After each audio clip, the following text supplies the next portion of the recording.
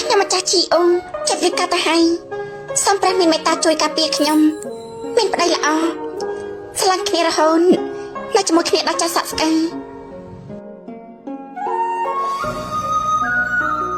អ្នកនេះគឺជាស្រីស្អាតលេខ1នៅក្រុមនេះហើយអនាគតស្វាមីក៏ជាក្មួយរបស់ព្រះអង្គទៀតគាត់ជាមនុស្សប្រកែកព្រះបានលើកពីសំណុំពរអ្នកនាងត្រង់ប្រកាសជាឲ្យវាខ្លាចជាការពិតហើយណា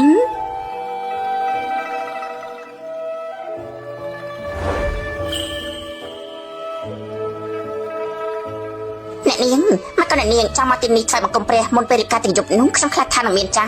ពួកយើងគួរតែឆាប់ត្រឡប់ទៅដំណាក់វិញទេអញទៅរងចាំនៅខាងក្រៅទេយើងទៅចាប់ឈើផ្សងសំណាងសិនចាប់បាន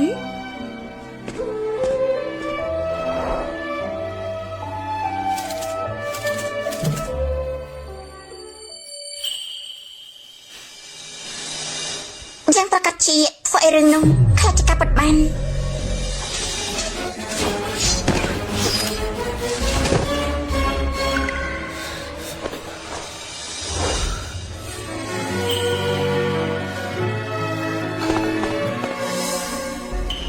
ព្រះអង្គត្រង់ម្ដេចទេមែនទេចង្រៃយោនៅលើដៅនោះវាបែរជាមានថ្នាំសម្រាប់ទៅវិញឯងឆាប់ទៅរកមនុស្សស្រីម្នាក់មកឲ្យយើងមកនៅខាងមុខនេះគឺជាវិហារតាំងសិនគ្មានអ្វីទាំងអស់យើងទៅរកមនុស្សស្រីឯណាយកមកឲ្យត្រង់នោះទូលបង្គំនៅទៅរកភ្លាម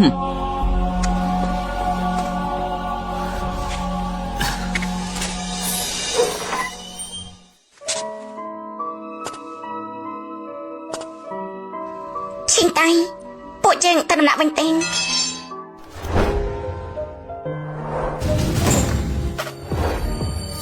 លោកក៏ជាអ្នកណាទេជួយយើងនាងចង់បានអីយើងនឹងឲ្យនាងទាំងអស់ឡើងខ្ញុំទេ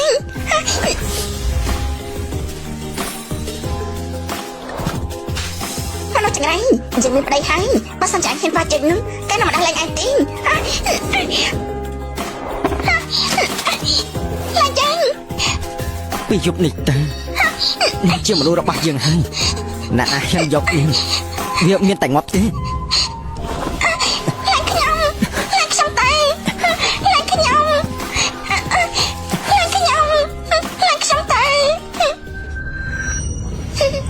យើងជាយិនយើងដើម្បីចង់មកចិត្តលងយើងបានរងចាំយូរហើយ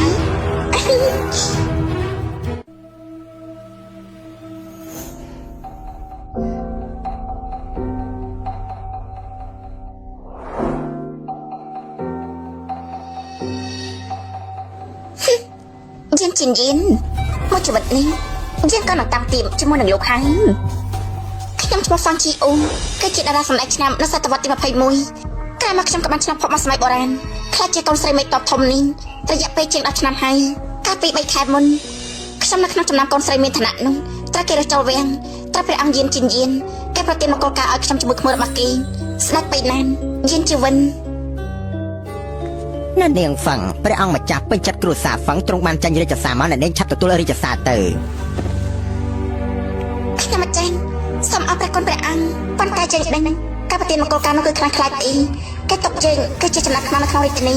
ដើម្បីគ្រប់គ្រងមេតបធំល្បីឈ្មោះរបស់គ្រួសារហ្វាំងនោះទៅជាកូននំប្រកាសរបស់ស្ដេចឈឹមតិចនោះព្រះអង្គដំណាក់ស្ដេចបៃណានទៅភ្ជាប់តែភ្ជាប់ឈឹមជាមួយគ្រួសារហ្វាំងនេះទ្រង់មិនបារម្ភថាស្ដេចបៃណានជាមួយនាងហ្វាំងមិនស្មោះត្រង់ទេហ៎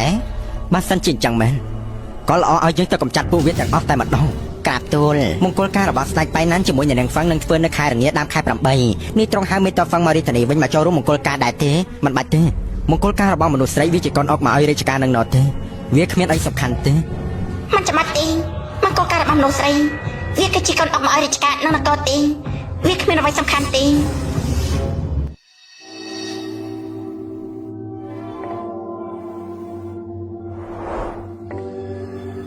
យានជាយានបើអញចាំមកគ្រប់គ្រងជីវិតអញ្ចឹងយើងនឹងទៅគ្រប់គ្រងបេះដូងរបស់ឯងគឺជាស្ដេចដ៏ខ្ពង់ខ្ពស់មានតែយើងទេ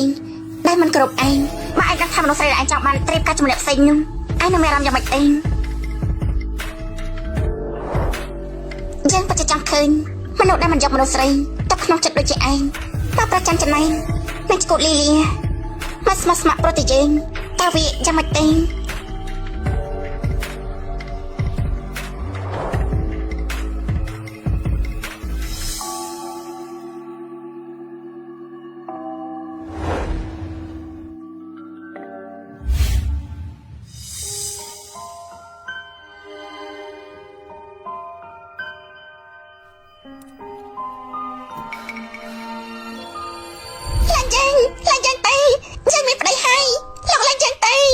មនុស្សស្រីម្នាក់នេះតាមពិតនាងគឺលើកដំបងសោះនាងបែរជាហ៊ានកុហកយើងផង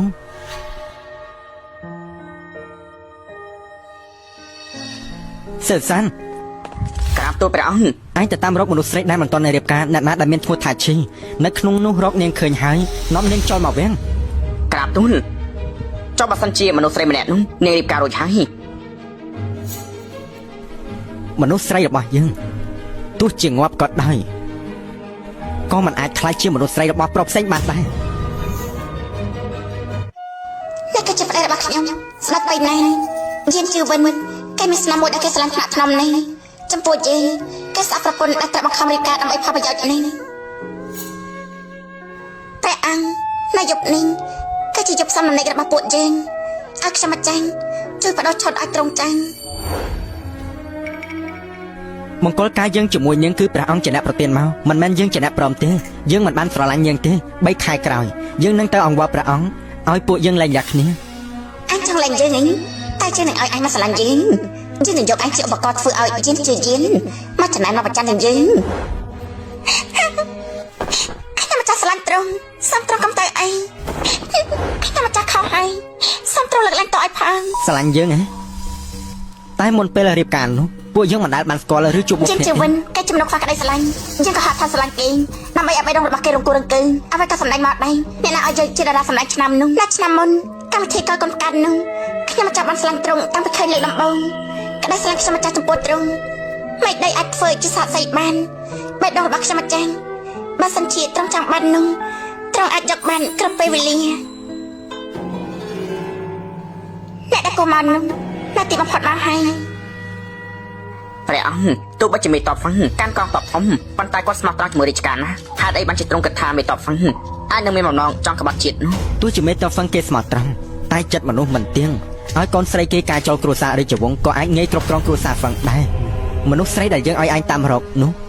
បានដំណឹងហើយណាទូលបង្គំអាស្មាតភាពនៅរកមិនទាន់ឃើញនោះទេយើងទុកពេលឲ្យឯង3ថ្ងៃបើឯងនៅតែរកមិនឃើញទៀតក៏យកក្បាលឯងមកជួបយើងមកក្រាបទូល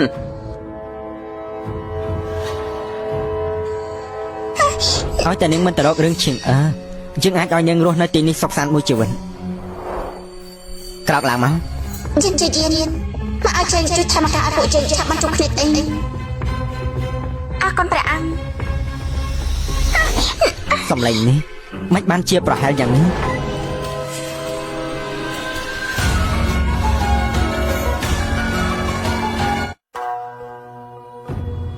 ព្រះអង្គទោះបីជាទូលបង្គំមិនបានឃើញមុខមាត់នៃនាងគ្រូសាហ្វឹងទាំងអស់ប៉ុន្តែក៏អាចដឹងថានាងគឺជាស្រីស្អាតលំដាប់ដែរហេតុអីបានជាមុខចំហៀងរបស់កូនស្រីគ្រួសារហ្វឹងនេះធ្វើឲ្យយើងមានអារម្មណ៍ថាប្រហែលអញ្ចឹងព្រះអង្គពិតជាមានកសែភ្នែកល្អមែនទោះបីនោះជាការរៀបការដើម្បីផលប្រយោជន៍ប៉ុន្តែអាចមើលដឹងថាស្ដេចពេញណាស់ជាមួយនឹងនាងពិតជាពេញចិត្តនឹងគ្នាមែនជឿថាទ្រង់នឹងមានយប់មួយដ៏ល្អមិនខានកូនស្រីគ្រួសារហ្វឹងឈ្មោះអីនាងដូចជាមានឈ្មោះថាហ្វឹងឈីណាស់ហើយចុះទៅវាំងវិញក្រាបទូលព្រះអង្គមិនដាស់លាវដែលខាងជីវៈបញ្ជូនមកនៅពេលនេះនៅខាងក្រែងនេះគឺជាយប់សំណេករបស់ពួកយើងបើសិនជាត្រង់មកនៅទីនេះ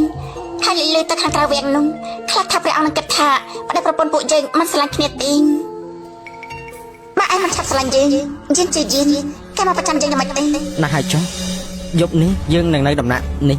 តែយើងមិនប៉ះពាល់នាងទេព្រះប៉ាម្ចាស់បានចាស់ខ្ញុំម្ចាស់ជួយបដោះខោឲ្យត្រង់ទៅចាស់នេះ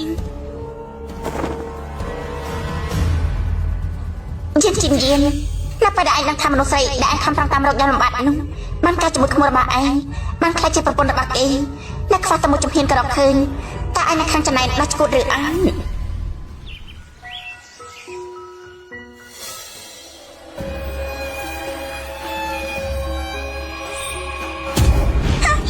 ប្រហែល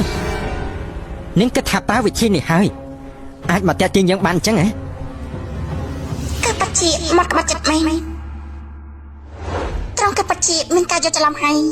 ខ្ញុំម្ចាស់គ្រាន់តែចង់ខ្ចីដៃត្រង់ប្រាប់បន្តិចប៉ុណ្ណឹង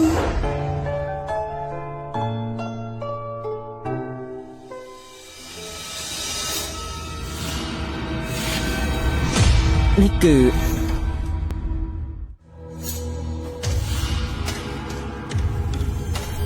នេះគឺ ខ្ញុំម្ចាស់លាវស៊ឺសូមគោរពព្រះអង្គនិងព្រះមហេសីម៉ែដាស់លាវចូលមកព្រះអង្គព្រះមហេសីអបពួកត្រង់យប់សំដំណេងខ្ញុំម្ចាស់មកយកកន្សែងពណ៌សហ្នឹង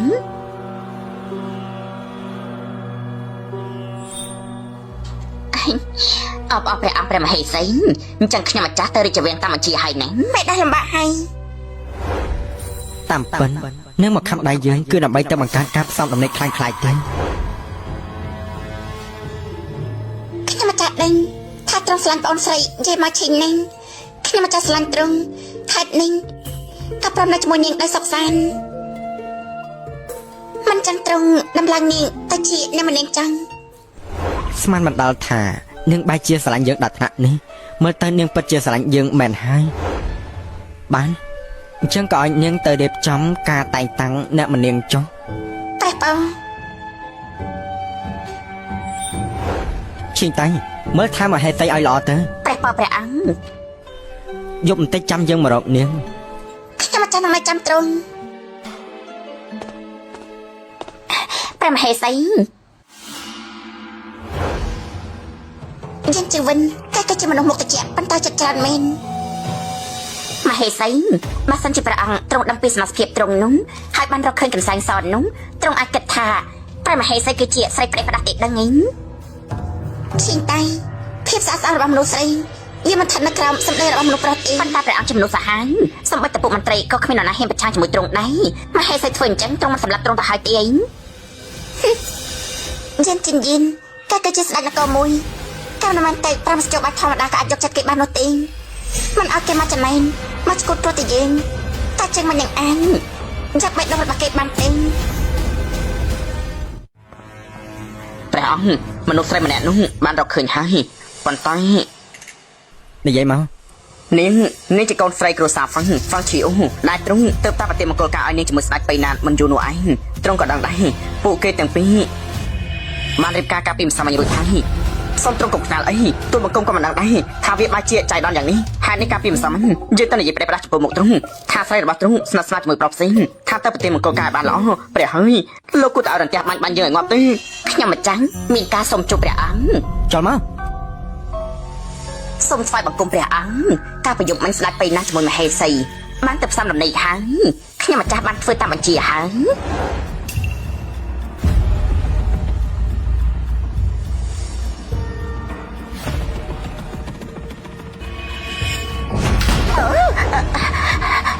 ចង្រៃយកហ្វាំងឈីអូនាងជាមនុស្សស្រីរបស់យើងនាងបែរជាហ៊ានទៅរៀបការជាមួយប្រុសផ្សេងទៅវិញ ព្រះអង្គកុំខ្ញាល់អីទ្រង់ចង់ឲ្យទូលបង្គំធ្វើអីសូមចេញបញ្ជាម្ចាស់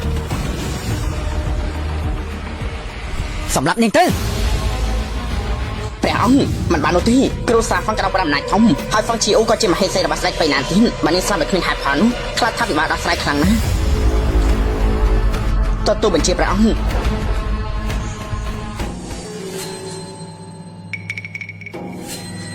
ឈប់សិនយកមិញនៅដំណាក់ស្ដេចបៃណានមានរឿងអីដែរទេ រាយការណ៍ព្រះអង្គគ្មាននោះទេ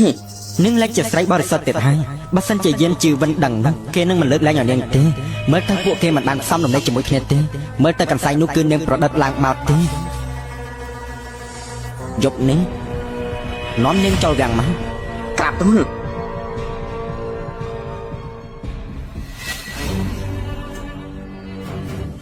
ហ្វាំងឈីអូនាងជាមនុស្សស្រីរបស់យើងតែម្នាក់គត់លទ្ធផលដែលនាងមកក្បត់យើងនាងទទួលមិនរួចទេ មហេសីទ្រង់ប្រើម្សៅគុយខ្ចងជាមួយម្សៅផ្កាឈូកនេះតាំងពីក្មេងមកថែស្បែកទ្រង់ឡើងក្មេងបើសិនខ្ញុំជាមនុស្សប្រុសវិញណាខ្ញុំនឹងលងនឹងព្រះមហេសីដែរហើយណា នេះគឺជាអត្តកម្បាំងដែលល្បីនៅសតវត្សទី21នេះវាគឺពិតជាយាចាត់ការមនុស្សប្រុសសម័យបុរាណអស់នេះខ្លាំងណាស់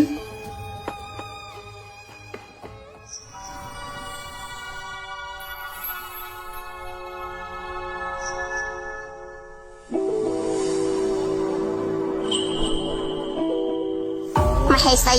ព្រះអង្គយប់នេះគឺត្រូវស្រីនោះពង្វក់ទៅដំណាក់បាត់ហើយទ្រង់មិនមកដំណាក់ពួកយើងវិញទេហេតុអីបានជាទ្រង់នៅតែដាក់ថ្នាំនោះនៅចុះក្នុងខ្លួនទៀន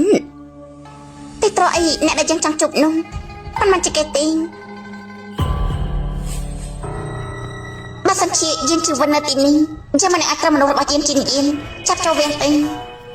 ឈិនតៃអញទៅយកអាក្រៅឲ្យយើងទេចាក់បាន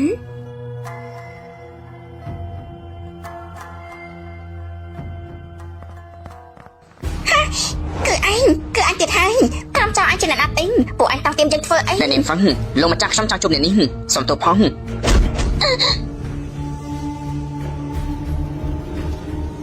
ៅទីបំផុត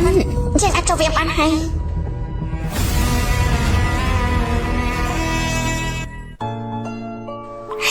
តាំង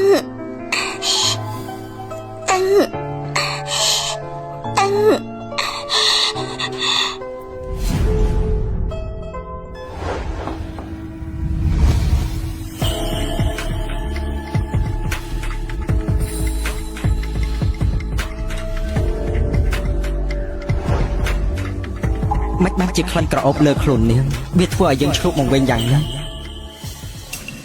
យើងជាទៀនខានចុះគ្នាយូរហើយ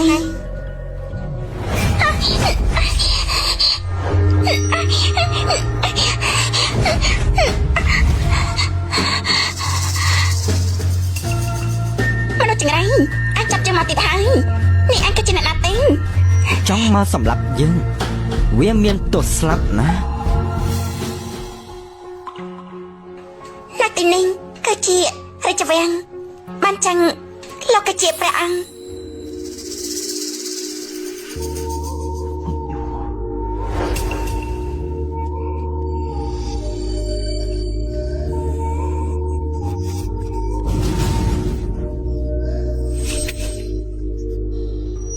ខ្លួនឯងក៏ដល់យ៉ាងនេះមកព្រឹកជាមួយរឿងចង់សម្លាប់យើងគិតថាឯងចង់ធ្វើឲ្យផ្សេងទៅវិញទេនៅពេលនេះខ្ញុំចាស់ខ្លាចជាប្រពន្ធគេហើយរឿងនៅយប់នោះគ្រាន់តែជាឧបទ្ទហេតុទេខ្ញុំចាប់បានភ្លេចចោលយូរហើយសំត្រង់ក៏បានភ្លេចវាចោលដែរទេ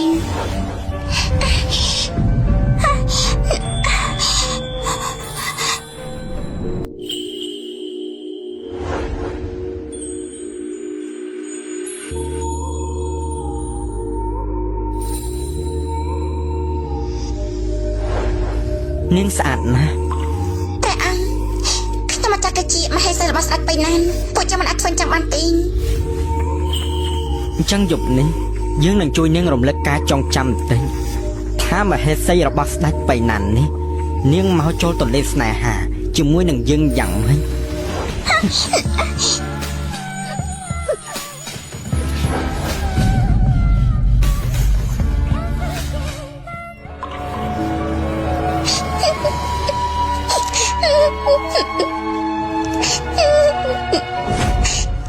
ហ្វាំងជាអូនាងបែរជាដាច់ចិត្តយ៉ាងនេះឬមួយក៏នាងទៅស្រឡាញ់យិនជីវិនហើយហ៎ ព្រះអង្គជាអ្នកប្រទានមកកលការឲ្យខ្ញុំជាមួយស្ដេចបៃណានគឺជាត្រង់ហើយនៅផ្លាយភាពស្អាតស្អាតរបស់ខ្ញុំក៏ជាត្រង់ដែរខ្ញុំម្ចាស់មិនអាចឲ្យគ្រូសាហ្វឹងអាមកបានទេត្រង់គូតែសម្រាប់ខ្ញុំម្ចាស់វិញទៅល្អជាង តាមពិតនេះជំទាស់ជាមួយយើងមិនមែនព្រោះតែនាងស្រឡាញ់យិនជីវិនទេនាងគ្រាន់តែខ្លាចថានឹងស្អុយកែឈ្មោះនាងទេ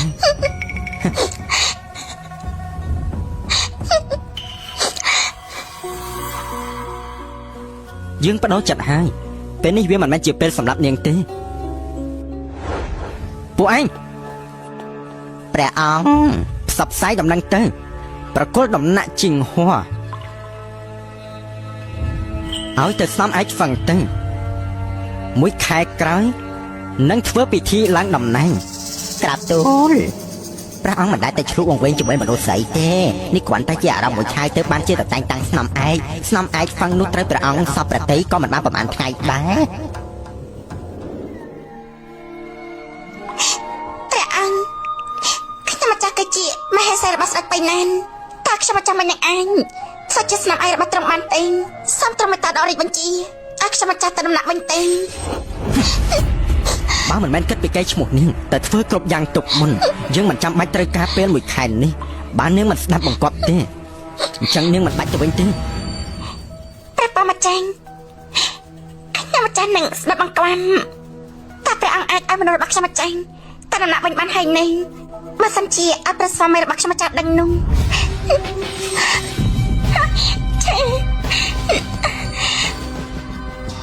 នេះជាស្នាមត្រារបស់យើង យើងប្រមាននាងហាមទៅផ្សំដំណេកជាមួយយិនជីវិនដាច់ខាតមិនចឹងទេយើងនឹងសម្លាប់នាងចង់ មកសិនជាយើងមិនតែរំលឹកអារម្មណ៍លោកទេយើងមិនអាចទៅក្រុងបេះដូងរបស់លោកបានទេតែបើមកចាញ់ សៀវសាន ព្រះអង្គ ជួននាងទៅវិញទៅ ក្រាបទូល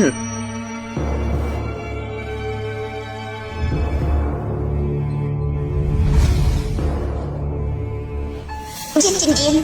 មកតែអ្នកដែលត្រូវមកខំគឺជាយើងប៉ុន្តែអ្នកដែលចូលតែគឺជាឯងទេចាំភ្លាមបន្តយើងនឹងឲ្យឯងបដូរពីចង់ឈ្នះរាងកាយរបស់យើងបើជាមកចង់យកឈ្នះបេះដូងរបស់យើងទៅវិញ ព្រះអង្គមកខែហើយមិនដែលទៅវៀនក្រោយទេថ្ងៃនេះបើជាមកតែងតាំងស្នំឯកសឹងទៅវិញយកជាមួយថាស្រីនោះមានមុខមាត់យ៉ាងម៉េចទេអ្នកម្នាក់មួយណា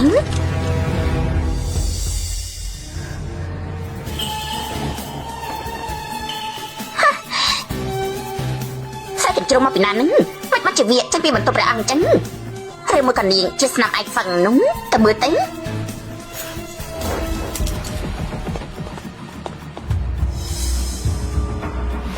េះគឺជាស្អីទេគឺដូចជាធ្លាក់ពីលើខ្លួនស្នាមអាចហ្វឹងនោះមកដំណាក់ដាច់ไปណាន់ហ្វឹងជីអ៊ូហាឬមកក៏ស្នាមអាចហ្វឹងដែលព្រះអង្គទៅតែងតាំងនោះគឺជាមហេសីរបស់ស្ដេចไปណាន់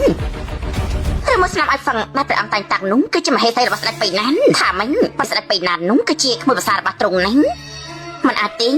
យើងស្គាល់ព្រះអង្គច្បាស់ណាស់ផ្នែកត្រង់មិនអាចឲ្យដីចូលមកទេត្រង់មិនអាចទៅពេញចិត្តជាមួយស្រីមានប្តីហើយនោះឬមួយក៏មិនរបស់មហេសីไปណានគេតែខ្ចីស្លាប់បញ្ជានេះដើម្បីបម្រើព្រះអង្គទេព្រួយជុំស្អែកឯងយកឈ្មោះរបស់យើងទៅហៅគ្រួសារជីវងទាំងអស់មកយើងចង់ធ្វើពិធីមួយនឹងចាំមើលថាស្រីថោកទៀតណាដែលតេទៀងព្រះអង្គនោះវាគឺជាអ្នកណាទៅយើងពិតជាចង់ដឹងខ្លាំងណាស់ព្រះមេម្ចាស់លើមកថាមហេសីស្ដេចไปណានពិតជាស្រស់ស្អាតណាស់ថ្ងៃនេះបានឃើញពិតជាស្អាតដូចគេនិយាយមែនមហេសីស្ដេចไปណានយើងចេះតែមានអារម្មណ៍ថាយើងដូចជាធ្លាប់បានជួបគ្នានៅកន្លែងណាមួយ តែប៉ុណ្ណេះម្នាងខ្ញុំម្ចាស់មិនអាចចូលវាំងទីត្រង់គោតែមិនដែលបានឃើញខ្ញុំម្ចាស់ទី មនុស្សនៅក្នុងដំណាក់ខាងក្រៅជាង 3000 នាក់គ្មានអ្នកណាយកបេះដូងរបស់ទ្រង់បានទេហ្វឹងឈីអ៊ូវាជាស្រីមានប្តីហើយទោះជាវាស្អាតយ៉ាងណាក៏ព្រះអង្គមើលវាមិនចូលភ្នែក ព្រះអង្គយាងមកដល់ហើយ សូមស្វែងបង្គំព្រះអង្គ យើងក៏ប៉ុន្តែខ្វះថាមិនឃើញយានជាយានគឺមិនមកផងអ្នកមិននឹងនិយាយនេះគឺពិតជាមិនធ្វើយើងអស់សង្ឃឹមមែន នាងជាមហេសីស្ដេចបៃណានកូនស្រីគ្រួសារហ្វឹងនោះហ៎ ខ្ញុំម្ចាស់សង្ឃីអ៊ុំសូមស្វាគមន៍បង្គំព្រះអង្គសូមឲ្យព្រះអង្គមានអាយុយឺនយូរ ងើយមុខឡើងមក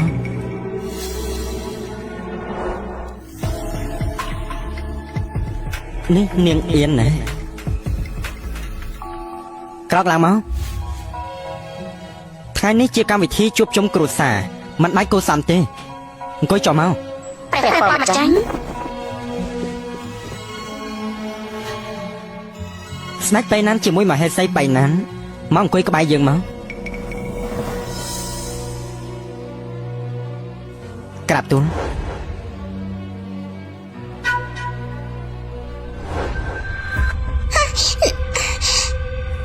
ពួកនាង មិនអាចទីគ្រាន់តែដេកចុះភ្នែកតិចទី ព្រះអង្គស្រាកៅដំបងនេះខ្ញុំម្ចាស់ជូនត្រង់សូមឲ្យព្រះអង្គមានសុខភាពល្អមានអាយុយឺនយូរព្រះអង្គតើត្រង់មានអារម្មណ៍យ៉ាងម៉េចដែរ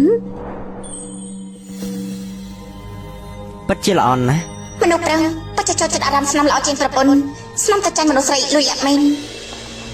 ស្ដាប់ទៅណានត្រង់ទៅមានប្រពន្ធថ្មីត្រង់កុំទុកប្អូនស្រីរបស់យើងចោលនេះ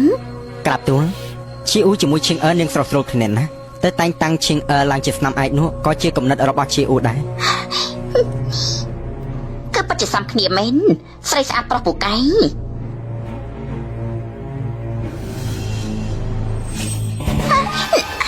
ឈីអ៊ូយ៉ាងម៉េចហ្នឹង មិនអាចទីយានជាយានលោកប្រចាំហើយបើសិនជាលោកបានឃើញយើងសំដំណេកជាមួយយានជឿវិននោះតែលោកមិនស្គាល់ទៅហើយទេ មហេសីស្ដេចបៃណានយើងបានឃើញនាងដូចជាបានឃើញមិត្តចាស់ស្រាមួយកែវនេះនឹងជូនដល់នាង ស្រាមួយកែវនេះក៏តែខ្ញុំម្ចាស់ជូនដល់អ្នកម្នាងវិញប៉ុន្តែខ្ញុំម្ចាស់មិនពូកែផឹកស្រានោះទេ តែបន្តិចនោះទេមានអីមិនបាននោះចាំយើងចាក់ស្រាឲ្យនាងចឹង យានចិនយានមនុស្សផ្ដាច់ការដូចជាគេអញ្ចឹងកាន់តែរើបអំរាំងកែកាន់តែយកឲ្យបានចឹងមិននោះ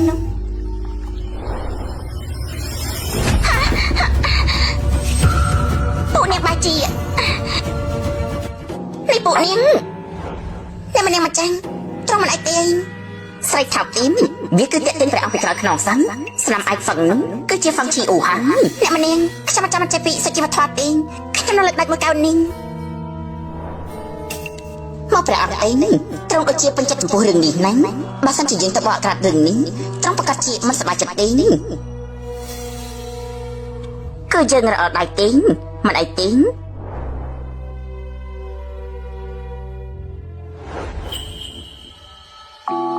ទូបង្គំមានរឿងសំខាន់ចង់រាយការណ៍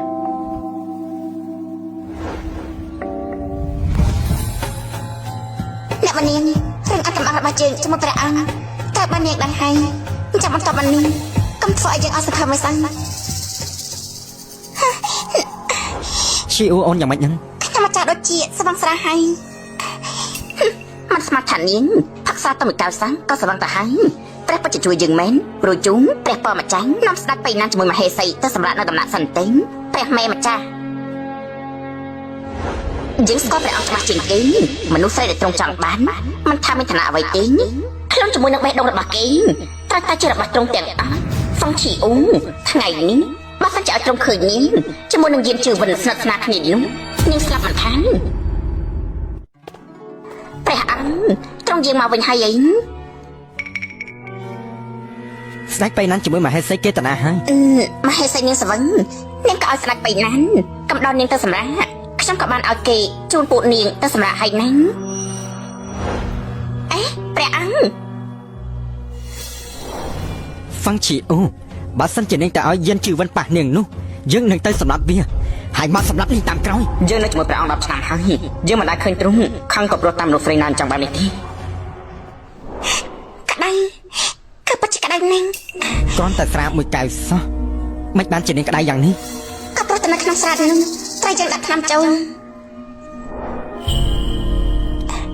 ព្រះអង្គ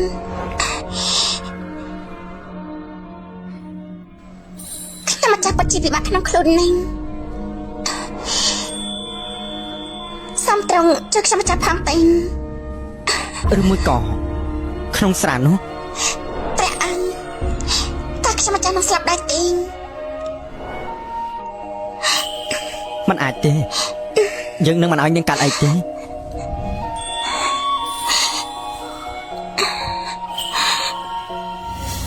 យានចិនយានយ៉ាងពិតជាចង់ឃើញលោកស្គូនដល់ពេលដែល ឈប់ភ្លាម យានចិនយានយ៉ាងដឹងថាលោកប្រកាសជាមកមិនខានព្រះអង្គ ហ្វឹងឈីអូនាងពិតជាថ្លាន់ធំណាស់នេះនាងភ្លេចអីដែលយើងនិយាយជាមួយនាងហើយហ៎នេះជាស្នាមត្រារបស់យើងប្រមាននេះហាមទៅផ្សំដំណេកជាមួយយានជឿវិនដាច់ខាតមិនចឹងទេយើងនឹងសម្លាប់នាងចោល ព្រះអង្គនៅក្នុងស្រានោះមិនដឹងថាដាក់អ្វីចូលនោះទេខ្ញុំម្ចាស់ពិបាកក្នុងខ្លួនពេកហើយនេះបានជាព្រះស្វាមីត្រង់ ព្រះស្វាមីហ៎នេះនាងភ្លេចអីដែលយើងនិយាយហើយហ៎ថាអ្នកណាទៅជាព្រះស្វាមីរបស់នាងនេះ ព្រះអង្គនេះតាត្រង់ចង់ធ្វើអី ក្រែងនាងចង់រកមនុស្សប្រុសមកបន្សាបជាតិថ្នាំឲ្យនាងមិនចឹងហ៎វល់យើងទៅ ព្រះអង្គអ្នកម្ចាស់នៅទីនេះនៅឡើយទេពួកចាំមិនអាចធ្វើចាំបានទេ អញ្ចឹងមួយធូបក្រោយនាងមានតែរងចាំស្លាប់ទេ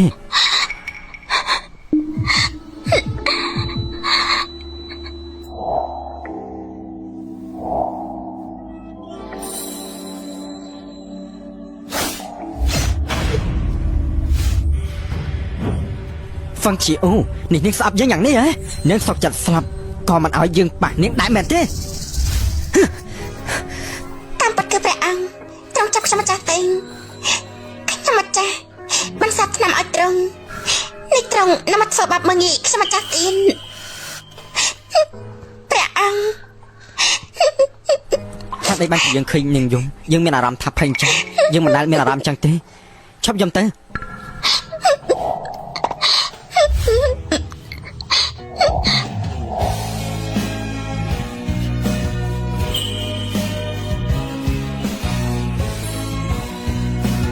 ព្រះអង្គតែត្រង់អញ្ចឹងអីឲ្យខ្ញុំម្ចាស់ ថ្នាំពុលក្រែងនាងចង់ស្លាប់មិនអញ្ចឹងហ៎យើងជួយនាង ត្រង់និយាយផ្ដេសផ្ដាំលោកក៏ជាថ្នាំអន្សាប់ទៀង បើសិនជាឲ្យយើងដឹងថានាងទៅផ្ដេសផ្ដាស់ជាមួយយានជីវិននោះ ព្រះអង្គអ្នកអង្គម្ចាស់ដឹងខ្លួនហើយត្រង់ឆាប់ទៅទៀង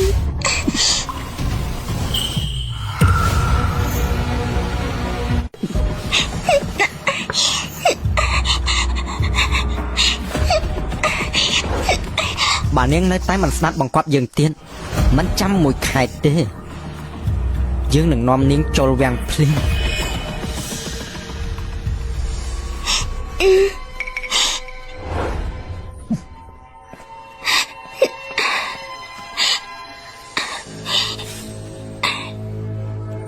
យានចិនយានអញចាប់ផ្ដើមស្លាញ់យើងហើយ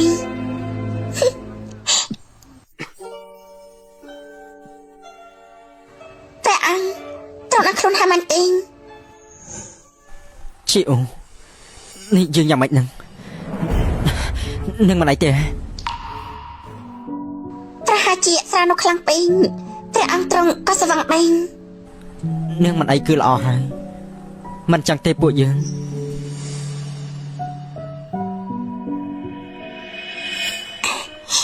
ព្រះអង្គឈិញតាហើយពេទ្យមកតន់ពេកខ្ញុំមកចាស់ជាមួយនឹងត្រង់ក៏មិនអីទេក៏មិនចាំបាញ់លំបាកដល់ត្រង់មកពិបាកដល់ខ្លួនឯងមកមកសាថ្នាំឲ្យខ្ញុំម្ចាស់ទេ នឹងមិនអីគឺប្រសើរហើយមិនបានជាយើងមានអារម្មណ៍ថាខកចិត្តអញ្ចឹង អ្នកអម្ចាស់មហេសីព្រះអង្គមានរាជបញ្ជាមកថា3ថ្ងៃក្រោយឲ្យអ្នកទាំងពីរទៅចូលរួមក្នុងកម្មវិធី មាននិយាយថាមានការអ្វីដែរទេ ខ្ញុំម្ចាស់លើមកថានឹងដំឡើងតំណែងស្នាមឯកហ្វឹង ព្រះអង្គខាន់រើសស្នំមកច្រើនឆ្នាំហើយស្រីម្នាក់នោះជាទេវតាអីទៅ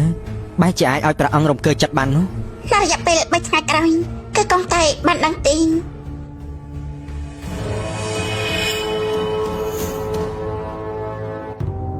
ក៏ហៅស្ដេចបៃណានជាមួយមហេសីចូលគល់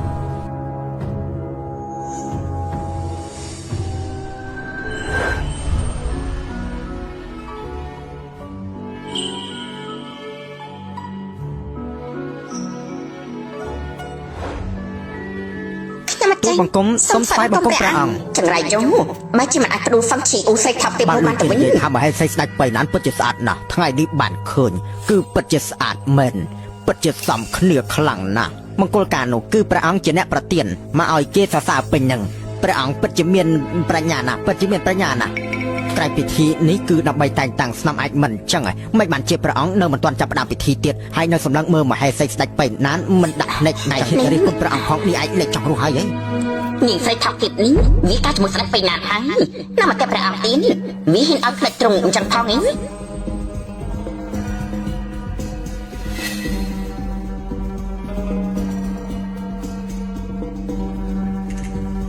ព្រះអង្គក្រោកឡើងមកអង្គុយទៅ អរប្រគុណព្រះអង្គ ជីអ៊ូ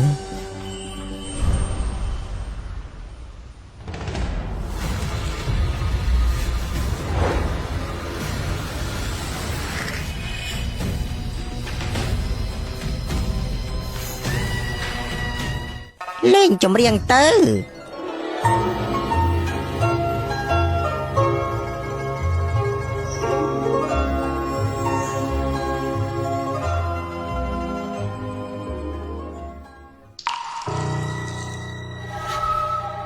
មហេសីនេះគឺជាស្រាតដែលព្រះអង្គទ្រង់ប្រទានឲ្យអ្នកមនាងទ្រង់ចូលវិញថ្ងៃដំបូងអ្នកមនាងប្រទានស្រាតនេះសូមទ្រង់សោយទេ អរគុណដល់អ្នកម្នាងហើយ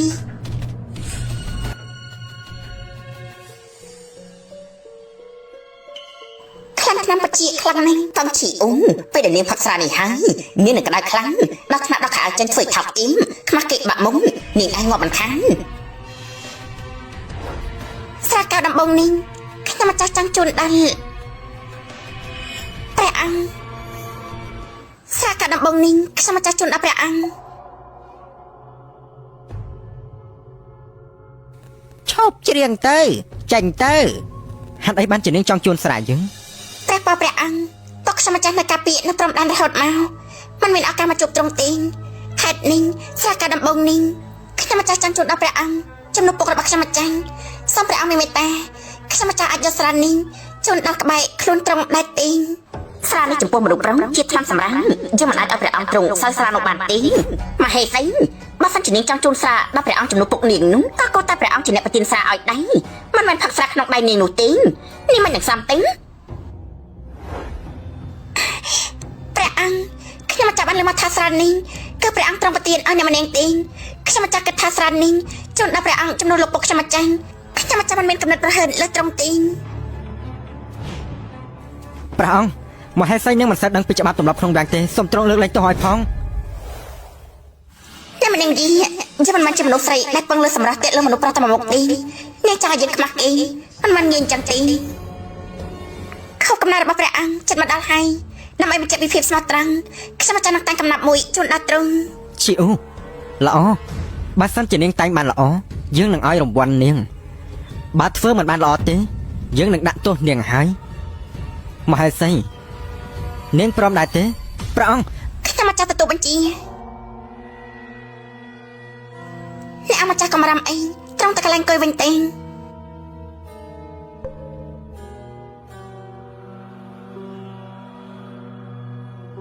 ទោះជាមេតបហ្វង់គាត់នៅតែសមរភូមិមែនតែគាត់ចេញតែវិជាគុណទេមហេសីនាងធំឡើងជាមួយដាវកំបិតកំណាប់អស់នោះនាងអាចតែងចេញដែរទេមែនហើយ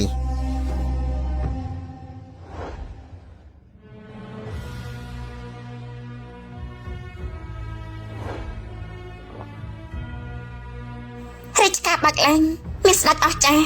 មានស្នាដៃរាប់មិនអស់ពង្រីកព្រំដែនមានមេតបពូកែមកគ្រប់គ្រងភាពចលាចលស្មោះត្រង់ជាមួយជៀនស្ដេចដល់ពូកែជាស្ដេចលើមេតាំមើលថែនគរជាស្ដេចមានប្រាជ្ញាពេលឡើងក្រុងរៀនប្រទេសជៀនរងរឿងបានសុខសាន្តមានអំណាចរហូតតរៀងតេង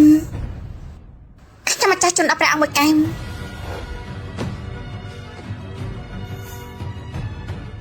ខ្ញុំម្ចាស់ជូនដល់ព្រះអង្គមួយកែមមិននឹងអាចទេនាងមិនត្រឹមតែស្អាតទេនាងនៅពូកែអញ្ចឹងទៀតល្អពេលឡើងក្រុងរៀងប្រទេសជាតិបានសុងមានអំណាចរហូតទៅ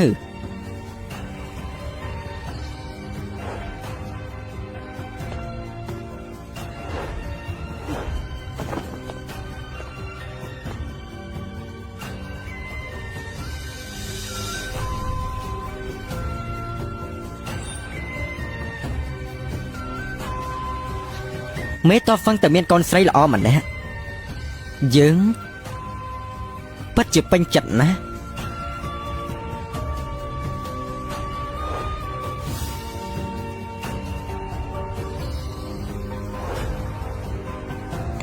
អរព្រះគុណព្រះអង្គ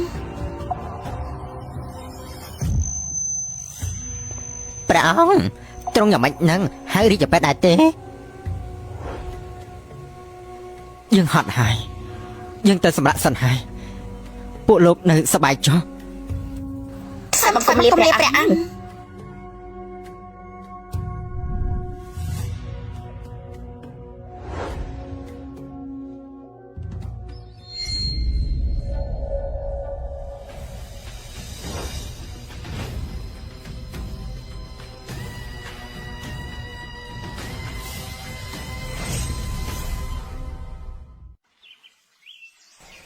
សូមគោរពព្រះមហេសីព្រះអង្គទ្រង់ក៏ហៅ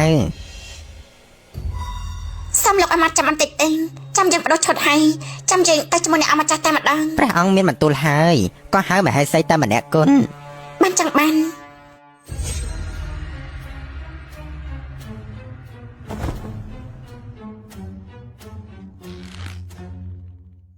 ព្រះអង្គ ហៅស្រីថាប់ទៀបនោះចូលវាំងប្រកាសជាទៅឲ្យវាបំរើហើយពេលនេះវាជាស្នាមឯងបើសិនជាថ្ងៃក្រោយវាចូលវាំងនោះអញ្ចឹងវាប្រកាសជាឡើងមកជន់លើក្បាលយើងមិនខាននោះទេ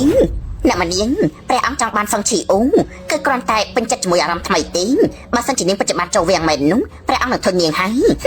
ឯនេះត្រូវព្រះអង្គមិននឹងអាចព្រោះតែស្រីម្នាក់នោះតែឆ្លោះគ្នាជាមួយក្មួយនោះបើសិនជាស្ដេចបៃណានដឹងពីមុខមាត់គ្មានគេខ្មាស់របស់ហ្វឹងឈីអូនោះតែញុះញង់ពួកវាបន្តិចទៅអញ្ចឹងគឺមានតែផ្លូវងាប់តែមួយប៉ុណ្ណោះទេ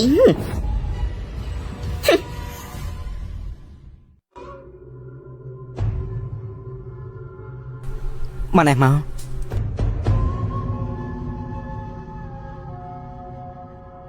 ព្រះអង្គតាត្រង់យ៉ាងម៉េចនឹង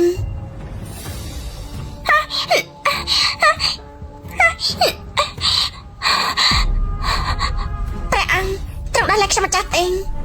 កុំកម្រើកផ្ដេសផ្ដាយើងត្រូវថ្នាំសម្រាប់ហើយថាម៉េចម៉ាណៃថ្នាំអន្សាប់នោះក្រែព្រះអង្គមានថ្នាំអន្សាប់ច្រើននោះអីឬក៏ខ្ញុំម្ចាស់ទៅហៅរាជពេទ្យឲ្យត្រង់ចាំបន្តិចទេ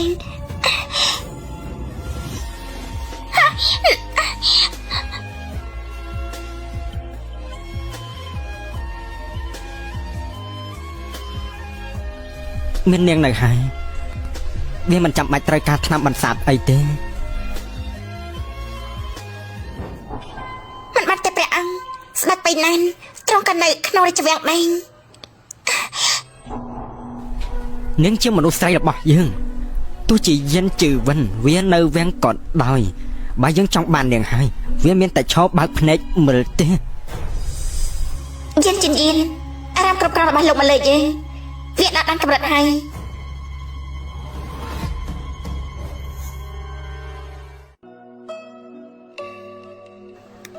កំណាប់មួយនោះក៏ព្រះអង្គជាអ្នកការពារនគរខ្ញុំម្ចាស់បានតែងវាដើម្បីទ្រង់នៅក្នុងផ្នែកខ្ញុំម្ចាស់ទ្រង់គឺជាអ្នកក្លាហានដល់ពូកែមួយរូបប៉ុន្តែព្រះអង្គវិញបែរជាមកធ្វើបាបខ្ញុំម្ចាស់ម្ដងហើយម្ដងទៀតទ្រង់ក៏ដឹងដែរបើសិនជារឿងបែបនោះលេចលឺទៅខាងក្រៅនោះអ្នកស្លាប់មានតែខ្ញុំម្ចាស់ទេ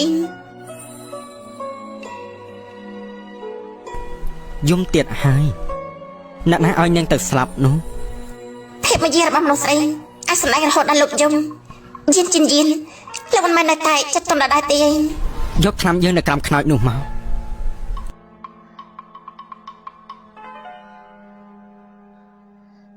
ផឹកវាទៅយើងនឹងឲ្យនាងចេញទៅ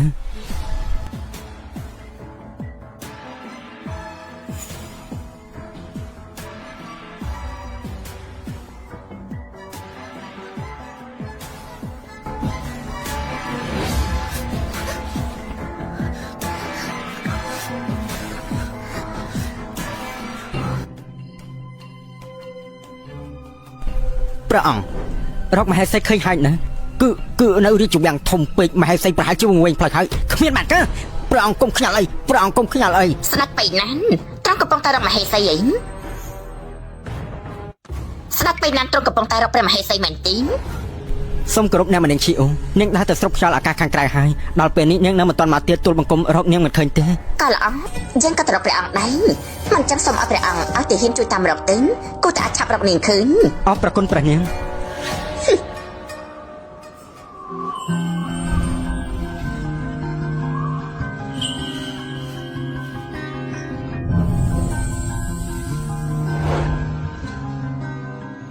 ត្រង់ឲ្យលេបខ្លួនឯងបានមិនជាត្រង់ឲ្យខ្ញុំម្ចាស់មិនរំខានត្រង់ទេខ្ញុំម្ចាស់ទៅសិនហើយ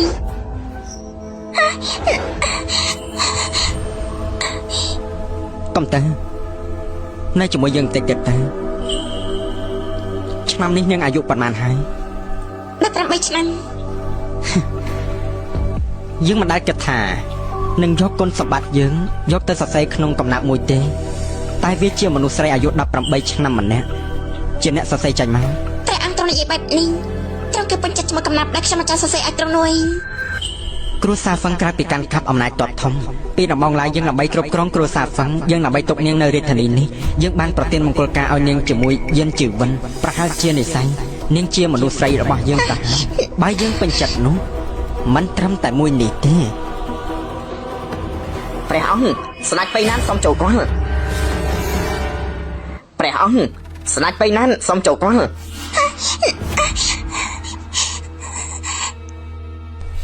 ចង់តណា ខ្ញុំម្ចាស់គេជាប្រពន្ធរបស់គេបើសិនជាគេចាំបាននោះខ្ញុំម្ចាស់ត្រូវតែរកកន្លែងលាក់ខ្លួនហើយ មង្គលការនេះគឺព្រះអង្គជាអ្នកប្រទានមកមានគេនិយាយថាព្រះអង្គពិតជាមានប្រាជ្ញាណាឲ្យគេចូលមក ស្នាមឯកហ្វឹងថ្មីរបស់ព្រះអង្គគឺនៅក្នុងនេះដែរអី ស្នាមឯកថ្មីរបស់ព្រះអង្គគឺជាមនុស្សស្រីរបស់គ្រួសារហ្វឹងតែក្រែងកូនស្រីគ្រួសារហ្វឹងមានតែហ្វឹងឈីអ៊ូតែម្នាក់មិនអញ្ចឹងហ៎ ព្រះអង្គទៅដំណាំប្រពន្ធរបស់ក្មួយខ្លួនឯងប៉ុន្តែបើជាឲ្យអ្នកទាំង3បានជួបគ្នាឬមួយក៏ព្រះអង្គចង់ទៅប្រកាសឲ្យគេដឹងនោះក្រាបទូលបើអញ្ចឹងនោះយើងចាំមកវិញពេលដែលព្រះអង្គជាមួយស្ដេចបៃណានិយាយគ្នាចាប់ទៅចាស់នេះ អរប្រគុណអ្នកម្នាង គឺសូមត្រង់ចូលតែហ្វឹងឈីអ៊ូនាងឯងចាំតែស្អុយគេឈ្មោះទេ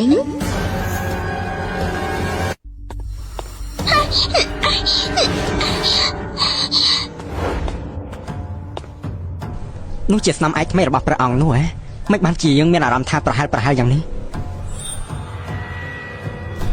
ទូលបង្គំសូមគោរពព្រះអង្គស្ដេចបៃណានឯងមកតែយប់នេះមានការអីព្រះអង្គមកហេតុស្អីទូលបង្គំចាក់ចែងពីកម្មវិធីទៅដល់ពេលនេះនាងនៅមិនទាន់មកវិញទៀតទូលបង្គំចង់សូមព្រះអង្គបញ្ជាពួកទាហានឲ្យជួយតាមរងពេលនេះវាយប់ជ្រៅទៅហើយបើសិនជាតែឆាវឆាវនៅក្នុងវាំងនេះវាអាចឆោឡោបបានបើបានរៀបការរួចហើយឯងគួរតែមើលថែនាងឲ្យបានល្អមិនចឹងទេវាងាយនឹងមានរឿងណាឯដល់ព្រះអង្គមានបន្ទូលនោះជាអីដែលខ្ញុំបារម្ភនោះហើយឈីហ្វាំងនាងទៅចូលវាំងលើកដំបងនាងមិនស្គាល់ទីនេះទេខ្ញុំបារម្ភថានាងនឹងមានរឿងអីកើតឡើងសម្លេងនេះមិនបានជាប្រហែលឈីអ៊ូម្លេះ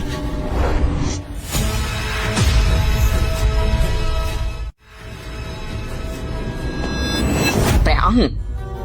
អ្នកអង្គម្ចាស់បានរកឃើញមហេសីហើយ ឈីអ៊ូណែណា ព្រះអង្គបាននិយាយហើយបើសិនជាមានសញ្ញានោះនឹងឲ្យយើងចូលមកភ្លាមអ្នកអង្គម្ចាស់ហើយអ្នកអង្គម្ចាស់មហេសីរបស់ទ្រង់គឺនៅលើក្រែរបស់ព្រះអង្គនោះហើយ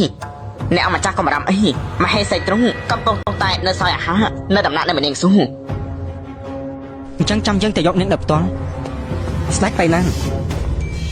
ឯងទៅដំណាក់ណែម្នាងយកអញ្ចឹងវាមិនសមទេឯងក៏ទៅសម្រាប់នៅដំណាក់ទៅសឿសានអញឲ្យមនុស្សទៅទទួលមហេសីមក ក្រាបទូល នេះយើងគិតអីនេះស្នាមឯកហ្វាំងនោះគ្រាន់តែមានរូបរាងស្តៀងនឹងឈីអ៊ូតែប៉ុណ្ណោះឯងមិនអាចជានាងនោះទេ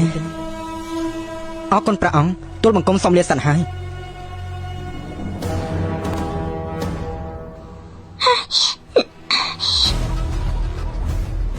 អ្នកម្នាក់យីគឺនាងអត់ខ្លួនឯងទេកុំថាយើងសងតែនាងវិញឯសិន ហ្វាំងឈីអ៊ូនាងបែរជាហ៊ានខំយើងផ បើ ង សិនជាមិនមែនព្រះអង្គស្រាប់តែត្រូវឆ្នាំទីខ្ញុំអត់ចាញ់ក៏មិនចាំបាច់ត្រូវមកទីនេះដែរព្រះអង្គត្រូវមានគិតដែរទីថាហេតុអីបានជាទ្រង់ត្រូវឆ្នាំនោះហើយមួយក៏ស្រាក់ដែរអ្នកម្នាងប្រទានឲ្យខ្ញុំម្ចាស់នោះគឺ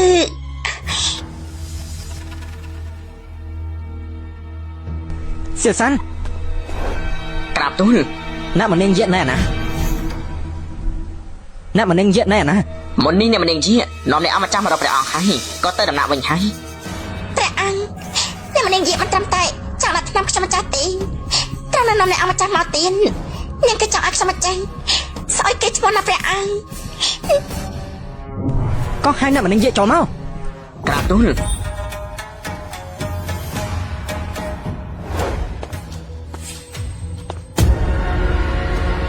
កសែងថាប់ទៀតនោះនៅមានជីវិតទៀតឬមកក៏ស្ដេចពេកណាស់មិនបានឃើញវាទេសូមថ្វាយបង្គំព្រះអង្គ ឆាប់យករបស់មកអ្នកម្នាងយៈស្រាមួយដបនេះនាងស្គាល់ដែរទេស្រាមួយដបនេះនាងស្គាល់ដែរទេ គឺខ្ញុំអត់ចាញ់ នឹងបាយជាហ៊ានដាក់ថ្នាំយើងផងនឹងពិតជាថាធំណាស់ ព្រះអង្គខ្ញុំមិនចាំមិនដឹងអីទេខ្ញុំមិនចាំមិនអាចដាក់ថ្នាំពុតត្រង់នោះតាមពិតគឺ ស្អីទៅ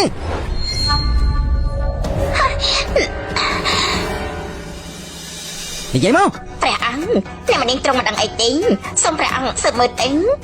បើមិនព្រមនិយាយទេអញ្ចឹងអណ្ដាតនឹងក៏មិនបាច់ទុកដែរសឿសានក្រាបទូល ព្រះអង្គទុកជីវិតផង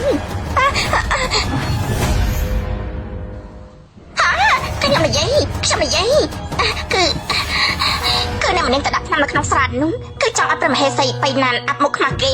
ព្រះអង្គសូមទុកជីវិតផងទៅខ្ញុំមិនចាស់ក៏ធ្វើតាមបញ្ជាគេដែរហើយថាអ៊ីមហើយមកជាហ៊ានមកបង្កាច់យើងផងត្រង់ជឿខ្ញុំម្ចាស់ទេខ្ញុំម្ចាស់ជាមួយមហេសីបៃណានគ្មានកំណត់អីជាមួយគ្នាទេគ្មានហេតុផលអីធ្វើអញ្ចឹងនោះទេ ពួកឯង ខ្ញុំម្ចាស់មិនដឹងអីទេ ទូលផ្សព្វផ្សាយបញ្ជាយើងអ្នកមនាងយាមានចរិតមិនល្អទៅប្រើថ្នាំផ្ដេសផ្ដាស់ដកងារនាងជាអ្នកមនាងចោលយកនេះទៅដាក់ដំណាក់ត្រជាក់បាននាងមិនមានបញ្ជាពីយើងទេមិនអាចចេញមកបានរហូតស្រីបំរើម្នាក់នោះក៏យកទៅវាយឲ្យងាប់ទៅ ចាំមិនដឹងអីទេព្រះអង្គសុំទុកជីវិតផងព្រះអង្គ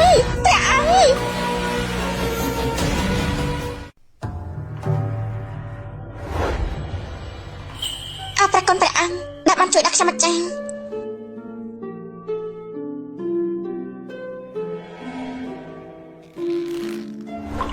មិនបានជាយើងចេះតែចង់ប៉ះនាងអញ្ចឹងនាងតែចោះ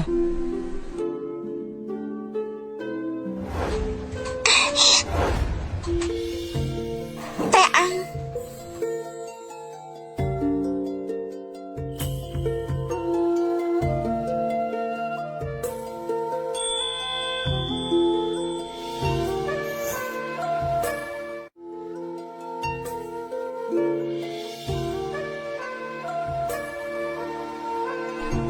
នេះជារបស់អី នេះគឺជាខ្សែចុងសាលរបស់ខ្ញុំម្ចាស់ជូនពរថ្ងៃកំណើតរបស់ទ្រង់ព្រះអង្គ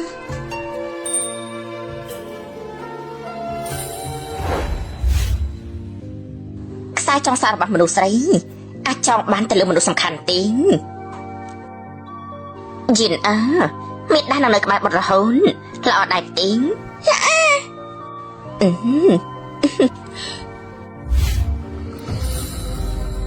ព្រះអង្គ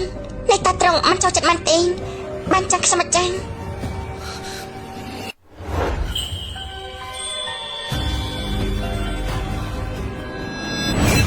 យាន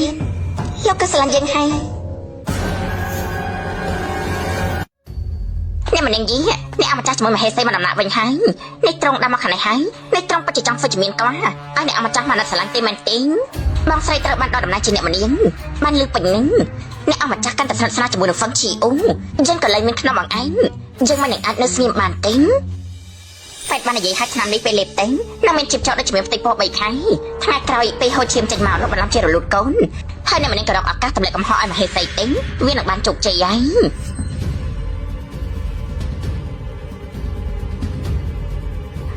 សូមគោរពអ្នកអម្ចាស់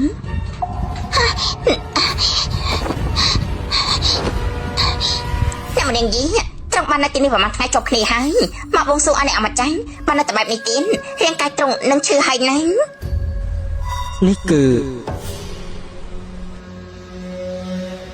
យើងបានស្រឡាញ់អ្នកអម្ចាស់ជាច្រើនឆ្នាំមកហើយឲ្យតែដើម្បីត្រង់ល្អមិនថាលំបាកប៉ុណ្ណាទេ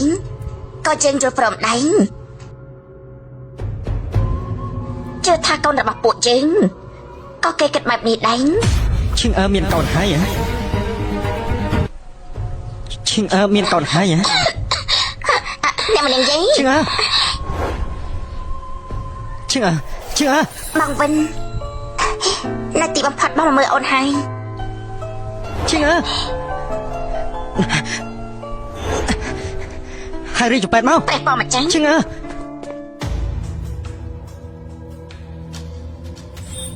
ការសម្ដែងរបស់ជ័យម៉ាឈីងបើត្រូវជាមួយយើងពិតជាអត់នេះសូម្បីតែឧបករណ៍សម្ដែងក៏មិនយកទៅផង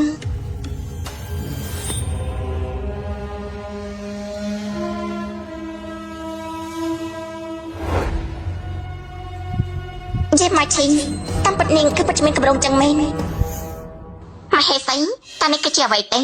នេះគឺជាស្នាមជីបចោលមានកូននៅពេលដែលលេបហាយនោះធ្វើជីបចោលប្រៀបដូចមានកូន3ថ្ងៃក្រោយវានឹងមានឈាមហូរគឺដូចជារលត់កូន យាយមកឈីវាមិនត្រឹមតែសុខមានកូនតេទីចំណាប់អារម្មណ៍ទេ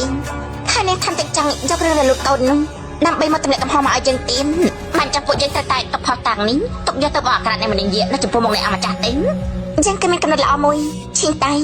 អញចង់ឃើញយើងគឺជាតារាល្បីឆ្នើមនៅសតវត្សទី21នេះមកធ្វើការសម្ដែងរឿងល្អមួយដែរទេចាំងយើងនឹងធ្វើជាធ្លាក់ចុនតែរបស់វិញតែជេមកឈីងមកបង្កាច់ឡើងបាត់បង់ការចងចាំហើយចាំសម្ដែងធ្វើជាស្រឡាញ់យាយជឿវិនហើយយានជាយានដែលមានអារម្មណ៍ថាខ្លួនឯងត្រូវគេក្បាត់នោះគេនឹងត្រូវឈួតមិនខានយើងក៏នឹងធ្វើឲ្យគេធ្លាក់ចុនតែរបស់យើងងើបមកមិនរួញអបអរអ្នកមនាងទទួលបានការស្រឡាញ់ពីអម្ចាស់នៅស្អែកនេះយើងនឹងយកកូនដែលគ្មានរូបរាងនេះឲ្យហ្វឹងឈីអ៊ុងវាគ្មានឱកាសអាចប្រែខ្លួនវិញបានអ្នកមនាងយ៉ាងឈប់សិន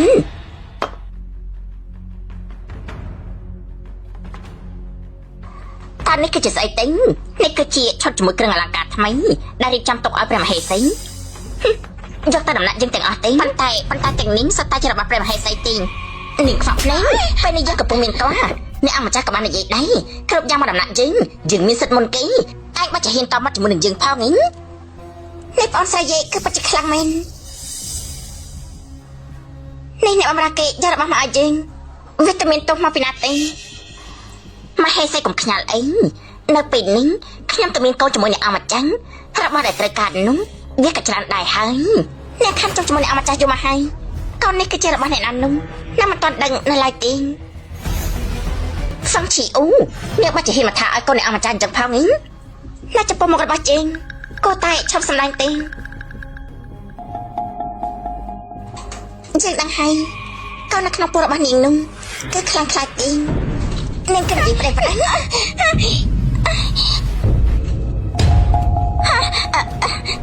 ឈីវមហេសីឈីវមកទៅជាអញ្ចឹង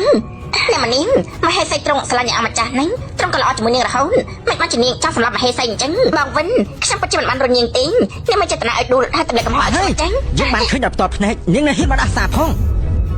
បើសិនជាឈីអ៊ូមានរឿងអីកើតឡើងនោះយើងនឹងមិនលើកលែងឲ្យនាងទេឈីអ៊ូហើយរីចបែបមកអ្នកអម្ចាស់អ្នកមនាងត្រង់យ៉ាងម៉េចហ្នឹងឈាមអ្នកមនាងត្រង់ហូរឈាមហើយនៅឆ្នាំនោះបើជាមានប្រសិទ្ធភាពមុនពេលទៅវិញយើងបើជាមិនអាចទៅផ្ដួលហ្វឹងឈីអ៊ូបានអ្នកមនាង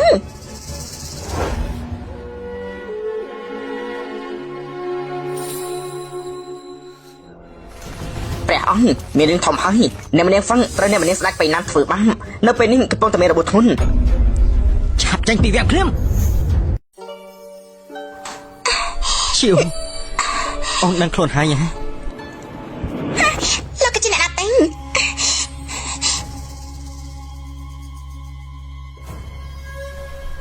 អ្នកអង្គម្ចាស់មហេសីតែមានរបួសចំក្បាលធ្វើឲ្យទ្រង់បាត់បង់ការចងចាំបណ្ដោះអាសន្នបាត់ការចងចាំហ៎លោកនិយាយថានាងចាំយើងលេងបានហើយហ៎ក្រាបទូលឈីអ៊ូយើងជាព្រះស្វាមីនាងជាមហេសីរបស់យើងនាងចាំបានដែរទេណាកុំប៉ះជើងឈីអ៊ូនេះគឺកន្លែងណាទេមកកញ្ចឹងនៅទីនេះក៏ប៉ះជើងក្បាត់នេះឈីអ៊ូ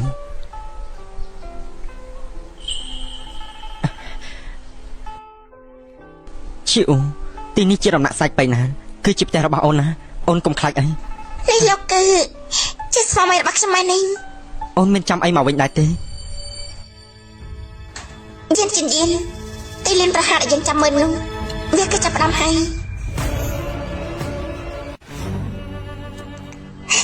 ខ្ញុំមិនចង់ចាំអ្វីទេប៉ុន្តែនៅពេលដែលខ្ញុំបានឃើញលោកខ្ញុំមានអារម្មណ៍ថាសប្បាយចិត្តណាស់ខ្ញុំគិតថាកាលពីមុនខ្ញុំប្រកាសជាស្រឡាញ់លោកណាស់ចុះពេលនេះនោះនាងនៅស្រឡាញ់យើងដែរទេក៏ស្រឡាញ់ដែរហ្វឹងឈីអ៊ូយើងស្រឡាញ់នាងអស់ពីបេះដូងតែនាងបែរជាក្បាត់យើងទៅស្និទ្ធស្នាលជាមួយប្រុសផ្សេងទៅវិញគ្មានអ្នកណាដែលមកប្រមាថកិត្តិយសរបស់យើងអញ្ចឹងទេយើងនឹងយកនាងទៅឃុំនៅវាំងធ្វើបាបនាងយើងនឹងមិនលើកលែងឲ្យនាងនោះទេយប់នេះនាំនាងចូលវាំង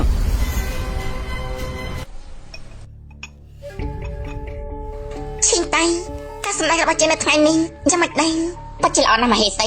ខ្ញុំបានឃើញមុខព្រះអង្គឡើងខៀវគួរឲ្យខ្លាចណាស់ប៉ុន្តែមហេសីឲ្យព្រះអង្គឃើញមនុស្សស្រីរបស់ខ្លួនទៅស្និទ្ធស្នាលជាមួយនឹងប្រុសផ្សេងនោះនេះតើអ្នកនាងមិនខ្លាចត្រង់តែសម្រាប់អ្នកនាងទេអីគេប្រកាសជាចង់សម្រាប់យើងហើយអញ្ចឹងហេតុនេះប៉ុន្តែយើងបាត់បង់ការចងចាំហើយវាក៏ឲ្យហេតុផលរបស់គេមិនអាចសម្រាប់យើងបានខ្ញុំនៅតាមយន្តជាដំបូងគេចាប់យើងចូលវាំងវាគឺជាអារម្មណ៍ជាម្ចាស់របស់គេខ្លាំងណាស់ប៉ុន្តែពេលនេះយើងបានបាត់បង់ការចងចាំហើយយើងទៅស្រឡាញ់យើងជីវិននេះតើគេមិនចង់ដឹងទេថាយើងត្រូវស្រឡាញ់គេឬអត់នោះបានចាំបន្តមកទៀតនោះគួរធ្វើយ៉ាងម៉េចទេ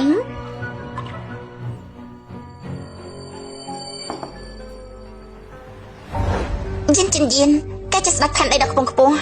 ជាមនុស្សប្រុសដែលទុំមនុស្សស្រីដូចជារបស់លេងយើងនឹងឲ្យគេភ្លូរូជាណាគិតទៅគិតមកប្រច័ននឹងខាងសម្បាម្ដង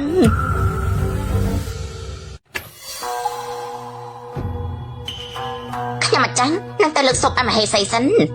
តែចឹងចាប់បានលោកគឺជាថាអ្នកនាងចូលវិញកំណត់នោះយ៉ាងក៏ជាមហេសីស្ដេចពេញណាស់មិនបានជាយើងត្រូវតែវិញទាំងយប់នោះមិនអាចជាអ្នកនាងហ្វាំដូចជាមនុស្សផ្សេងទៀតអញ្ចឹងឬមកក៏នាងចង់ប្រឆាំងបញ្ជារបស់ព្រះអង្គតើឯង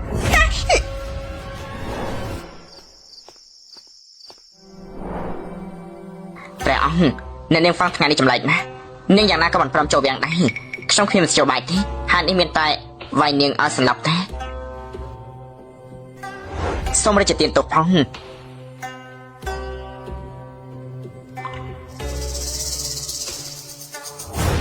លោកគឺជាអ្នកណាទេលោកចង់ធ្វើអីព្រះអង្គនៅថ្ងៃនេះពេលដែលទូបង្គំជុំនាងហ្វាំនាងក៏អញ្ចឹងដែរគឺដូចជាបាត់បង់ការចងចាំអញ្ចឹងព្រះអង្គលោកគឺជាព្រះអង្គត្រង់ចាប់ខ្ញុំចាំមកធ្វើអីទេនាងចាំយើងមិនបាននាងបែរជាចាំយានជីវិនបានទៅវិញនាងតែស្និទ្ធស្នាលជាមួយគេទៀតហ្វាំងជាអូលទ្ធផលក្បាត់យើងមានតែងាប់ទេព្រះអង្គខ្ញុំចាំមិនដឹងថាត្រង់និយាយពីអីទេខ្ញុំចាំមានរបួសលើក្បាល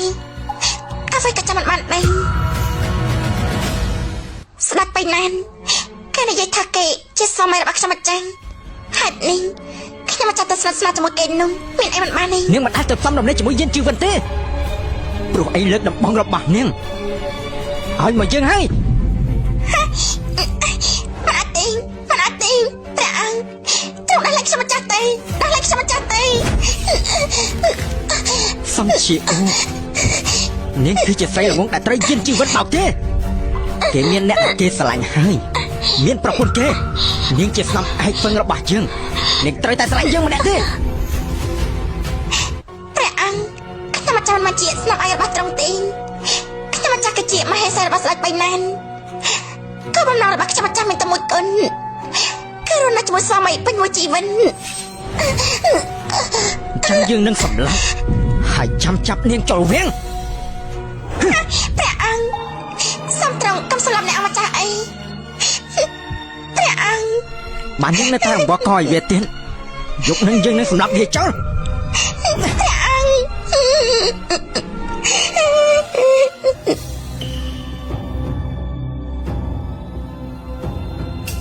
យើងជិនយានអាចគឺនៅក្នុងកណ្ដាប់ដៃរបស់យើងហើយព្រះអង្គនៅក្នុងដំណើរអ្នកអម្ចាស់ខ្ញុំបានចាត់ការរួចហើយអ្នកអម្ចាស់នឹងទៅខាងក្រៅ7ថ្ងៃក្រោយទៅមកវិញអ្នកនាងហ្វាំងខ្ញុំនិយាយថានាងគួរតែទៅផ្ទះឪពុកម្ដាយរបស់នាងហើយទៅរកគ្រូធ្មប់មួយមករៀបចំឲ្យនាងចូលដំណាក់អ្នកអង្គម្ចាស់ទៅនៅផ្ទះសំណាក់ទៅនៃរបស់ទ្រង់នោះគឺក្រែងនិយាយថានាងស្រឡាញ់គ្នាជាមួយវាណាស់មិនអញ្ចឹងហ៎អញ្ចឹងយើងនឹងទៅបំផ្លាញក្តីសម័យនាងចោលឲ្យនាងសុខចិត្តមកនៅក្បែរយើង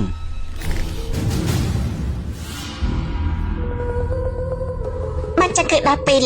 ដែលត្រូវប្រមូលសំណាញ់ហើយ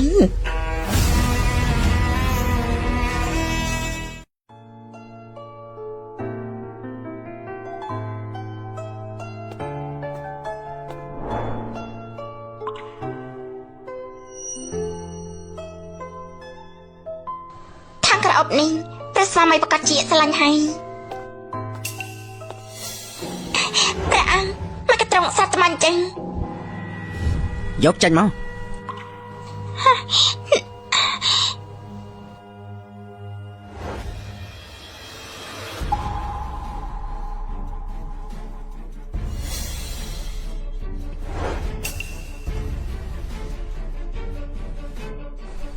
នេះគឺជាអី មនុស្សស្រីគឺសត្វតែចង់យករបស់ផ្ទាល់ខ្លួនទៅជូនមនុស្សដែលខ្លួនស្រឡាញ់នេះគឺជាខ្សែចងសារដំបងរបស់ខ្ញុំព្រះកាជាត្រូវយកទៅជូនអ្នកអម្ចាស់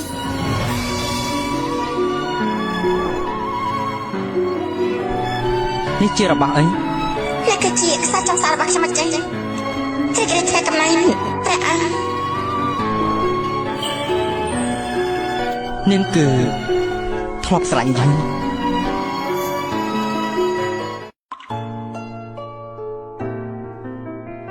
នេះព្រះអង្គតាត្រង់អក្សរចាត់ត្រឡប់ទៅវិញនៅពេលណាទេ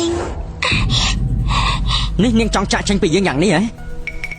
បើសិនជាមិនទៅដំណាក់វិញនោះអ្នកអម្ចាស់ប្រកាសជាសង្ស័យមិនខាន ហើយវាយ៉ាងម៉េច គ្រូសាហ្វឹងនឹងត្រូវនាំទុំហើយអ្នកអម្ចាស់ក៏នឹងត្រូវអាប់មុខហើយនឹងត្រូវគេមើងងាយប្រមាណ ហើយវាមានអីពាក់ព័ន្ធជាមួយយើងនោះមនុស្សស្រីដែលយើងចង់បានហើយយើងត្រូវតែយកឲ្យបាន បានចាក់ខ្ញុំចាប់5ស្លាម នេះនាងស្រឡាញ់វិនជាយានយ៉ាងនេះហ៎នាងសុកចិត្តស្លាប់ក៏មិនព្រមនៅជាមួយយើងអញ្ចឹងហ៎ ខ្ញុំចាំមួយជីវិតនេះនឹងស្លាប់តែអ្នកអម្ចាស់តែម្នាក់ទេ អញ្ចឹងយើងនឹងបង្ហាញឲ្យនាងដឹងថាអ្នកដែលនាងស្រឡាញ់មិនមែនជាវាទេតែគឺជាយើងហើយវាមិនដែលស្រឡាញ់នាងនោះទេ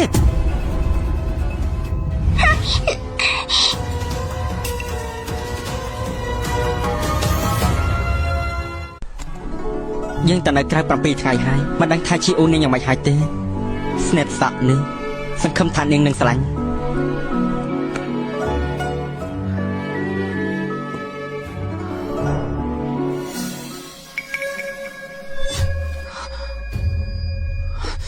មានរឿងស្អីហ្នឹងមិនបានជាយើងមានអារម្មណ៍ថាវិលមកអញ្ចឹងក្តៅណាស់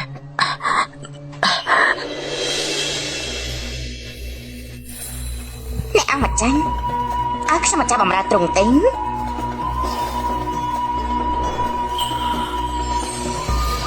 ្នកអម្ចាស់ ជីអូ ព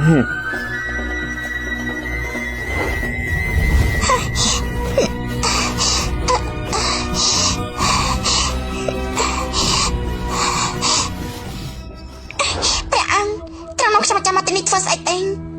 អ្នកអម្ចាស់ រត់ធ្វើស្អីនៃតានេះមិនគិតថាសំឡេងនេះប្រហាក់ប្រហែលទេប្តីដែលនិយាយថាគេបានស្រឡាញ់នេះនៅពេលនេះវាកំពុងតែអោបថាបជាមួយនឹងស្រីផ្សេងហើយនៅធ្វើរឿងដែលស្និទ្ធស្នាលជាងនេះទៅទៀត អ្នកអម្ចាស់ស្រាដាញ់តិចទេខ្ញុំម្ចាស់ត្រំបានទេមិនអត់ទេព្រះស្វាមីនិយាយហើយចង់ធ្វើរឿងបែបនេះតែជាមួយមនុស្សដែលខ្លួនស្រឡាញ់ទេអត់ទេមិនអាចគេនោះទេ បាទអញ្ចឹងនាងក៏មើលឲ្យច្បាស់ទៅថាវាគឺជាអ្នកណាបាទអញ្ចឹងនេះក៏មើលឲ្យច្បាស់ទៅថាមនុស្សនៅក្នុងនេះវាគឺជាអ្នកណាបានឃើញហើយណាប្តីដែលនាងនិយាយថាស្រឡាញ់ពេញមាត់នោះវានៅពេលនេះកំពុងតែសប្បាយជាមួយនឹងស្រីផ្សេងហើយ មនុស្សក៏ហាពេលដែលគេថាស្រឡាញ់ខ្ញុំវាសត្វតែខ្លាំងខ្លាចទាំងតាមការពិនគេមិនអាចស្រឡាញ់ខ្ញុំនោះទេ តាមពិតយើងគឺចង់ដាក់ទោសនាងដែលនាងបាត់បង់ការចងចាំហើយទៅស្រឡាញ់យើងជាវិននោះទេនៅពេលដែលយើងឃើញនាងយំយើងបាច់ជាឈឺចិត្តយ៉ាងនេះជីអ៊ុំអ្នកដែលនាងស្រឡាញ់គឺជាយើងខ្សែចងសារដំបូងរបស់នាងក៏ឲ្យមកយើងដែរគឺយានជាវិនវាបោកប្រាស់នាងទេ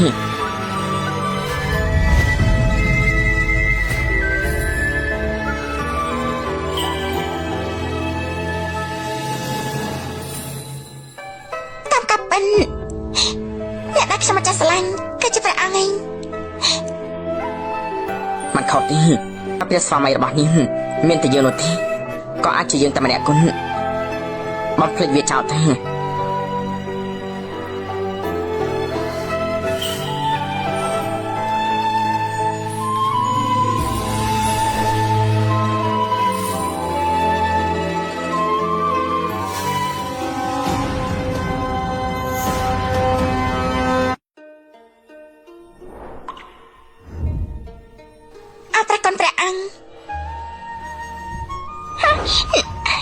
នាងមិនព្រមឲ្យយើងប៉ះនោះទេឬមួយក៏នេះនាងនៅនឹកយានជីវិតនោះទៀតបើតើបើជាអ្នកអង្គម្ចាស់បានក្បាច់ខ្ញុំម្ចាស់មែនប៉ុន្តែខ្ញុំម្ចាស់ជាប្រពន្ធរបស់គេខ្ញុំម្ចាស់មិនគួរណាមកពាក់ព័ន្ធជាមួយត្រឹមទេហើយនេះខ្ញុំម្ចាស់ជាមួយគេពិតជាទង្វើមិនល្អមានការអេចរអេខ្លួន គឺយើងជាអ្នកចាប់នាងចូលវិញនាងនិយាយនោះគឺជាទង្វើមិនល្អនាងចង់មកបន្ទោសយើងទេខ្ញុំចាំមិនហ៊ានទេរឿងមិនល្អទាំងនោះចាំយើងជាអ្នករ៉ាប់រង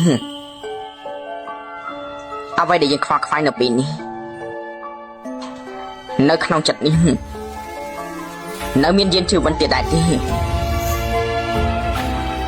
អ្វីដែលយើងខ្វល់ខ្វាយនៅពេលនេះ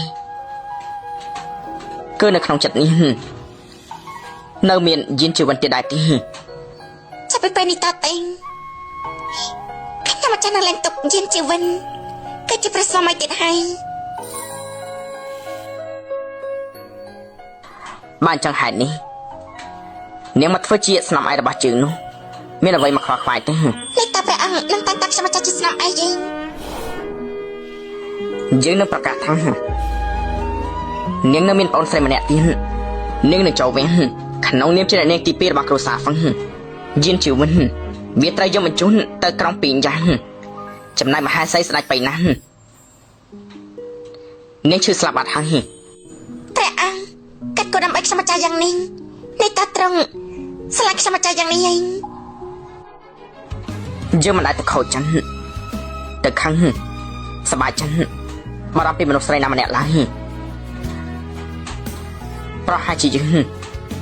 អាចនឹងស្រឡាញ់នេះលើពីនាងគិតទៅទៀតព្រះអង្គមានស្នាមរាប់អានខ្ញុំចាញ់មិននឹងស្នាមអព្រះអង្គមកស្លាច់ខ្ញុំចាញ់យ៉ាងនេះទេនៅខាងមុខយូរទៀតយើងនឹងបញ្ជាក់ឲ្យនាងដឹងព្រះអង្គខ្ញុំចាញ់នៅមានរឿងមួយទៀតចង់ឲ្យព្រះអង្គអនុញ្ញាតនិយាយតែយានជីវិតគេបានក្បត់ខ្ញុំចាញ់ខ្ញុំសង្ឃឹមថាព្រះអង្គអាចឲ្យគេប្រកល់ខ្ញុំចាញ់មកឲ្យត្រង់ដល់ផ្ទាល់ដៃឲ្យគេជាអ្នកធ្វើការបញ្ចប់តំណែងមួយនោះដល់ផ្ទាល់ដៃល្អយើងនឹងជួយនេះ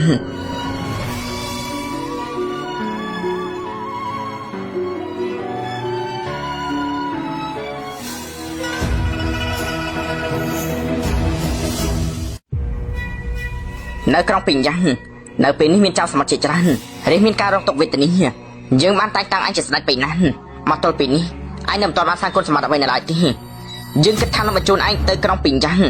ចំពោះឯងក៏ជាការលុតដំមួយដែរអ្នកដែលចង់ទៅក្រុងពីងយ៉ាងតែចាត់ការរឿងទាំងនោះមានរាប់មិនអស់ហេតុអីក៏ព្រះអង្គរើយកយើងតែទូលបង្គំទទួលរាជបញ្ជាមិនដឹងថាព្រះអង្គទ្រង់ចង់ឲ្យទូលបង្គំទៅរយៈពេលយូរប៉ុណ្ណានៅពេលណាដែលឯងសាងគុណសម្បត្តិបានយើងនឹងឲ្យឯងត្រឡប់មកវិញទៅពេលនោះក៏ប៉ុន្តែមហេសីបៃណាស់នាងជាកូនស្រីតែម្នាក់គត់របស់គ្រូសាហ្វឹងដើមឡើយការដែលយើងប្រទានមង្គលការឲ្យនាងជាមួយឯងនោះដើម្បីចង់ជឿនគ្រូសាហ្វឹងនាងមិនអាចចាក់ចេញពីរាជធានីបានទេព្រះអង្គឈីអូនាងគឺជាប្រពន្ធស្រីរបស់ទូលបង្គំនាងគួរតែទៅណាមកណាជាមួយទូលបង្គំសូមព្រះអង្គមេត្តាអនុញ្ញាតរឿងនេះផងទេយើងបានឮមកថាឯងគឺទៅស្រឡាញ់អ្នកម្នាក់នៅក្នុងដំណាក់ឯងណាឯងមិនត្រឹមតែមិនដែលផ្សំដំណេកជាមួយនឹងមហេសីទេហើយឯងថែមទាំងមានស្រីនៅខាងក្រៅទៀតយើងត្រូវគេដាក់ថ្នាំមានស្រីមិនបានជាព្រះអង្គទ្រង់ដឹងចាញ់មេតបហ្វឹងគឺជាមេតបថោរបស់នគរយើងកូនស្រីរបស់គេបើឯងមិនអាចទៅការពារនាងបានអញ្ចឹងចាំយើងជាអ្នកការពារនេះព្រះអង្គទ្រង់ចង់បានន័យថាម៉េចមួយខែមុនយើងត្រូវបានគេតាមសម្លាប់យើងសម្លាប់បានស្នំឯកហ្វឹងជួយទើបយើងអាចនៅមានជីវិតបានហើយស្នំឯកហ្វឹងនាងជាកូនស្រីរបស់គ្រួសារហ្វឹងដែលបានបាត់ខ្លួនជាច្រើនឆ្នាំនោះជាបងប្អូនខ្លួនរបស់ហ្វឹងជីអ៊ូដោយសារនាងរបួសធ្ងន់ពេកនាងបានស្លាប់កាលពីម្សិលមិញទេបើថាឯងមិនអាចមើលថែអ្នកនាងហ្វឹងបានទេ ចឹងក៏ឲ្យហ្វឹងឈីអូនាងចូលវាំងក្នុងនេះជាស្នាមឯងហ្វឹងទៅចំណែកឯមហេសីបៃណានវិញនាងនៅពេលដែលឯងចាក់ចេញពីក្រុងនោះនាងក៏បានឈឺស្លាប់បាត់ទៅមិនបានទេព្រះអង្គហ្វឹងឈីអូនាងជាប្រពន្ធស្របច្បាប់របស់ទូបង្គំស្រឡាញ់នាងណាសូមព្រះអង្គដករាជបញ្ជាវិញទៅយើងគ្រាន់តែប្រាប់ឯងទេមិនបានមកពិភាក្សាជាមួយឯងទេគឺព្រះអង្គចង់ការពារឈីអូឬមួយក៏ទ្រង់ឃើញសម្រាប់នេះចង់បាននេះមិនចឹងទេហេតុអីបានជាទ្រង់ចង់ដណ្ដើមប្រពន្ធរបស់ទូបង្គំអញ្ចឹង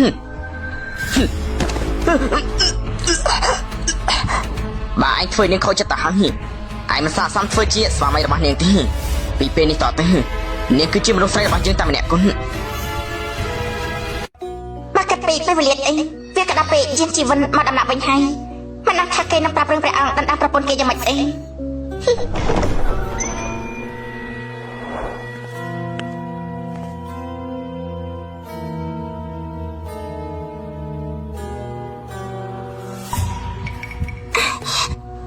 អ្នកមកចាញ់នេះតើត្រង់ត្រឡប់មកដំណាក់វិញតាំងពីពេលណានឹង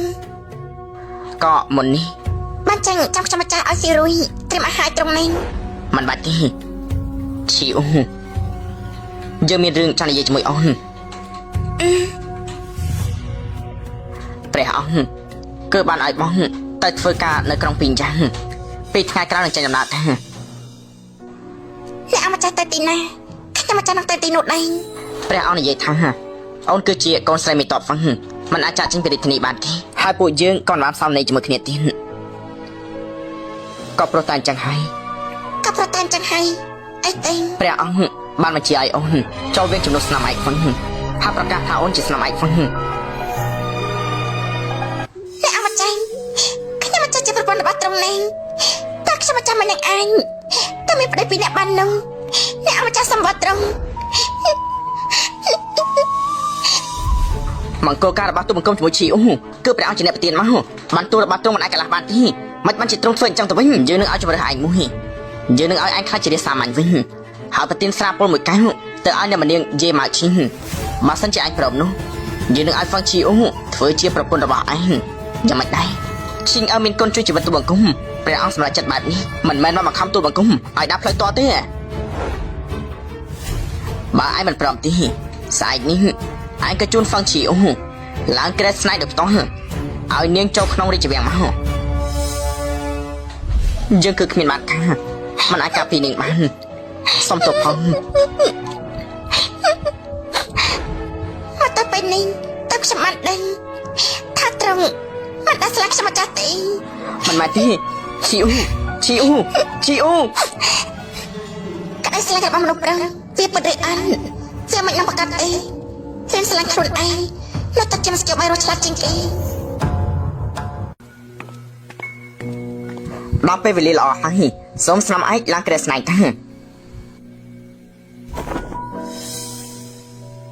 ដល់ពេលនេះយ៉ាងជាស្នាមឯករបស់ព្រះអង្គនេះអ្នកអម្ចាស់បានន័យថាយ៉ាងម៉េចនឹងឈីអូទោះបីជានាងខ្លាចជាមនុស្សស្រីរបស់ព្រះអង្គក៏ដោយក៏យើងមិនខ្វល់ដែរយើងប្រកាសជាមករកនាងវិញអ្នកអម្ចាស់មិនបានស្លាញ់ជាងទីអ្នកអម្ចាស់គ្រាន់តែមកសុកចិននៅជាតិនេះពួកយើងដល់ផ្លូវផ្សេងគ្នាកុំជួបគ្នាទៀតអី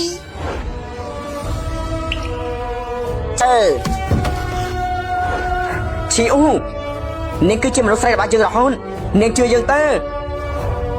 ឈីអូ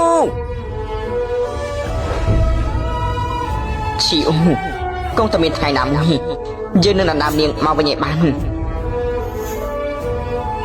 តើទូបញ្ជាពីមេឃដីមានបញ្ជាពីព្រះអង្គហ្វឹងឈីអូនាងឆ្លាតពូកែចេះដឹងខុសត្រូវបានតែងតាំងជាព្រះមហេសីចាប់រាជសារសូមថ្វាយបង្គំព្រះមហេសី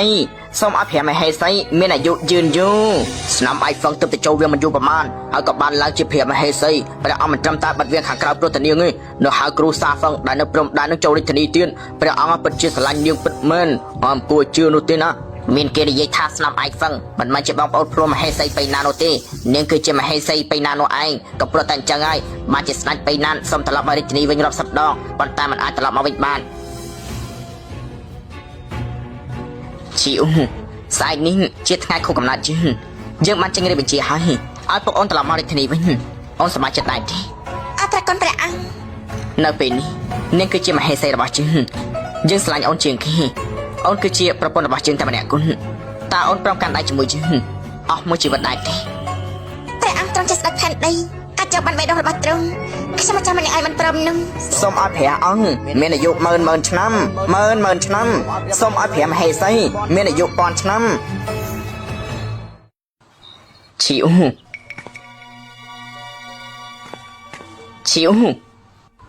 ព្រះអង្គព្រះមហេសីទ្រង់ ឈីអូយ៉ាងម៉េច ព្រះមហេសីទ្រង់បានទុកសម្បត្តិនេះហើយរួចក៏ចាក់ចេញទៅយានការជួបគ្នារបស់ពួកយើងគឺជាកំហុសមួយទេអូនមិនស័ក្តិសមនៅទីនេះទេនៅពេលនេះក៏គូទៅនៅកន្លែងអូនវិញហើយ ឈីអូ សង្ឃឹមថាបងអាចបានជោគជ័យដើម្បីប្រជានារីល្អឈ្មោះមន្ត្រីខ្លាចជាស្ដេចដែលល្អជាងគេលើលោកនេះ ហេតុអីបានជាអូនធ្វើឲ្យបងស្រឡាញ់ហើយអូនបានជាដាច់ចិនបោះបង់បងចោលអញ្ចឹង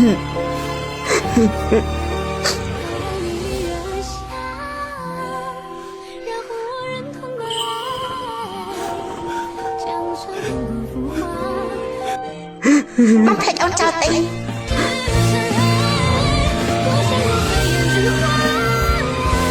សម័យការឈានទូ3ឆ្នាំស្ដេចយានការពារពង្រីកទឹកដីដឹកនាំប្រជារាស្ត្រទៅរកភាពសុខសាន្តសម័យការឈានទូសម័យទី4ស្ដេចយានព្រោះតាជំងឺក៏ចោទចេញពីតំណែងបានឲ្យយានជីវិនក្មួយប្រុសក្រងរាជបន្ត មនុស្សស្រីអាចរៀនសូនអាចរកលុយមកចិញ្ចឹមខ្លួនឯងខ្លាចជាមនុស្សដែលខ្លួនឯងចង់ធ្វើមិនចាំបាច់ទៅពឹងលើមនុស្សប្រុសទេមិនចាំបាច់ខ្លាចពេលវេលាភាពចាស់ចរិយាទេខ្លួនឯងខ្លាំងទៅមានអំណាចមនុស្សស្រីមានតែភាពជឿជាក់លើខ្លួនឯងមានភាពរឹងមាំតែអាចឲ្យជីវិតខ្លួនឯងមានន័យបានហើយថ្ងៃនេះក៏ចាប់ត្រឹមនេះចាញ់នាំគ្នាទៅផ្ទះចាញ់លាហើយអ្នកគ្រូជួបគ្នាស្អែកនេះអ្នកគ្រូខ្ញុំក៏មានសំណួរមួយចង់សួរអ្នកគ្រូរហូតមកនិយាយមកចាញ់អ្នកគ្រូបានបង្រៀនពួកយើងកុំឲ្យរស់ពឹងផ្អែកលើមនុស្សប្រុសហើយចុះអ្នកគ្រូវិញនោះមានធ្លាប់ស្រឡាញ់អ្នកណាដែរទេ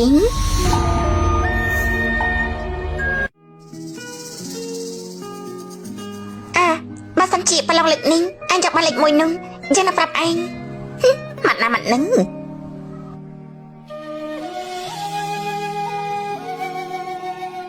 យើងក៏ចង់ដឹងពីចម្លើយមួយនោះដែរ